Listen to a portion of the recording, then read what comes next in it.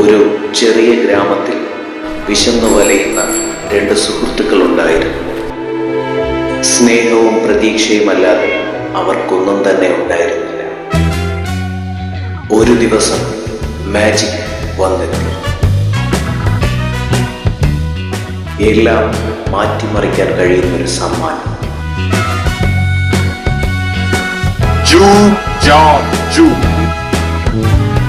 കഴിച്ചോ, ഇഷ്ടം പോലെ കഴിച്ചോ.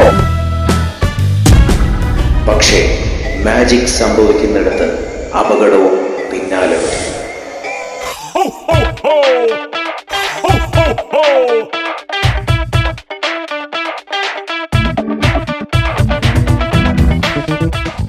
യഥാർത്ഥ മാജിക് നന്മയുള്ള മനസ്സുകളിലാണ്.